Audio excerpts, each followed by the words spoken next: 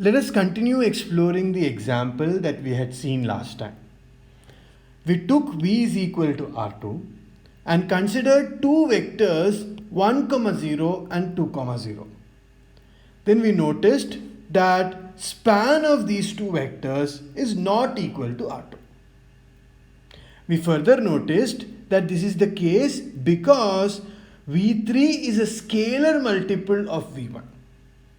In other words, there exists a line passing through origin that contains v1 and v3. Now we will show that this is the only way in which a collection of two vectors can fail to span entire R2.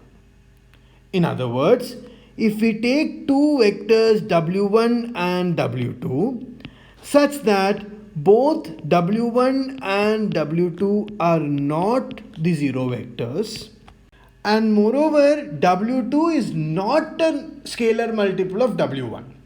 In other words, there does not exist an alpha real number such that w2 is equal to alpha times w1. Then we claim that the span of w1 comma w2 is equal to r2.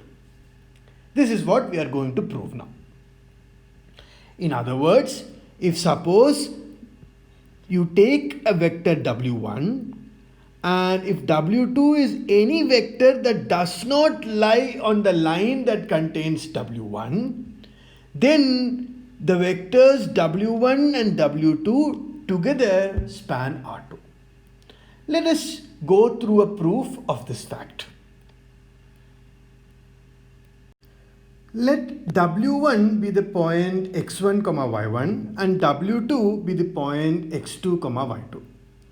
Then notice that y2 times w1 belongs to the span of w1, w2 as it's a subspace and the subspace is closed under scalar multiplication. Similarly, we also know that minus y1 times w2 also belongs to this subspace. Therefore, the sum of these two elements belongs to the span of w1, w2. But what is this sum? This sum is equal to y2 times x1, y1 plus minus y1 times x2, y2, which is equal to y2 x1 minus y1 x2 comma y2 y1 minus y1 y2.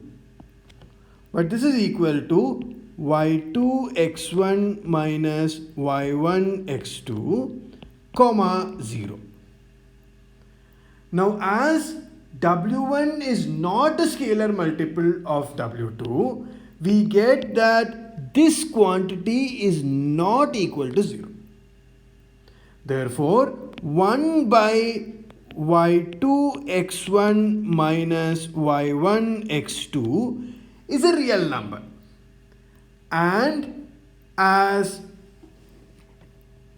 y2 x1 minus y1 x2 comma 0 belongs to the span of w1 comma w2, this scalar multiple of this vector also belongs to the span, as span is a vector subspace and vector subspaces are closed under scalar multiplication, which implies that 1, 0 belongs to span of w1, w2.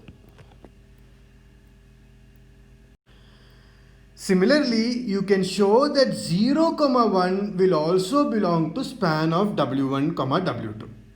The proof is identical and hence I leave the proof as a homework. Thus, we have that 1, 0 and 0, 1 belongs to span of w1, w2. But 1, 0 belongs to span of w1, w2 implies that x times 1, 0 also belongs to span of w1, w2. Similarly, 0, 1 belongs to span of W1, W2 implies that y times 0, 1 also belongs to span of W1, W2. Thus, the sum of these two elements, namely x times 1, 0 plus y times 0, 1, also has to belong to span of W1, W2. But this is equal to x, y. And this x, y belongs to span of W1, W2. But notice that I can take x to be an arbitrary real number here and y to be another arbitrary real number here. This implies that if you look at the set of all x, y such that x and y are arbitrary real numbers, then this is contained inside span of W1, W2. And thus we can conclude that span of W1, W2 is equal to R2. And thus we have proved the result that we wanted to prove. Now let us complicate things a little bit more. You can now take the vector space to be R3 and consider the following 5 vectors. And then notice that if you take the span of V1, V2, V3, then this is not equal to R3. You can check this. And the reason why this is the case is because V2 is equal to 2 times V1. That means one of the vectors was a scalar multiple of the other. On the other hand, you can also notice that span of V1, V3, V4 is also not equal to R3. Right now, V1 is not a scalar multiple of V3. V1 is not a scalar multiple of V4, and V3 is also not a scalar multiple of V4. In other words, no vector in this list is a scalar multiple of another vector from the same list. However, notice that V4 is equal to V1 plus V3. So there is some relationship between these 3 vectors. And let us try to understand what this relation is geometrically. Geometrically, this means that V4 lies in the same plane as V1 and V3. Notice that V1 and V3 together span the XY plane, and V4 lies on the XY plane. And that is why if you add V4 to it, we will not get R3. On the other hand, if you take a vector that does not lie on the XY plane, namely V5, which is equal to 0, 1, 1, then you can notice that span of V1, V3, V5 is equal to R3. And the reason is that V5 does not lie on the same plane as V1 and V3. In all these things, when I say plane, I mean planes that contain origin. Just like earlier when I said line, I was meaning line that passes through origin. Here also, we are talking about planes that passes through origin. We saw earlier that if you are given 3 vectors in R3 and one of the vectors is a scalar multiple of another, then there is a possibility that the 3 vectors need not span whole of R3. We also saw that even if no vector is a scalar multiple of another, if one vector is a linear combination of the other 2 vectors, then the 3 vectors may fail to span whole of R3. The example for this was 1, 0, 0, 0, 1, 0 and 1, 1, 0. Finally, if you take V1 to be 0, 0, 0, V2 to be 1, 0, 0, and V3 to be 0, 1, 0, then again notice that the span of those three vectors will not be equal to R3. Thus, we can be in trouble if one of the vectors is 0, or one of the vectors is a scalar multiple of another vector, or one of the vectors can be written as a linear combination of the other two vectors. In fact, it can be proved that three vectors v1, v2 and v3 in R3 will span the whole of R3 if and only if none of them are 0, none of them is a scalar multiple of another, and none of them can be written as a linear combination of the other two. Although this can be proved, it is not so easy, and it will become much simpler after we learn some more theory. Therefore, we will not prove this at the moment. However, we will look at a reformulation of these three properties. Namely, these three properties will be satisfied if and only if V1, V2 and V3 has this property that A1 V1 plus A2 V2 plus A3 V3 is equal to 0, implies that A1, A2 and A3 are all equal to 0. More precisely, A1 is equal to 0, A2 equal to 0 and A3 is equal to 0. How do we see that these two are equivalent? We will first prove that if we assume this, then we get all these three properties.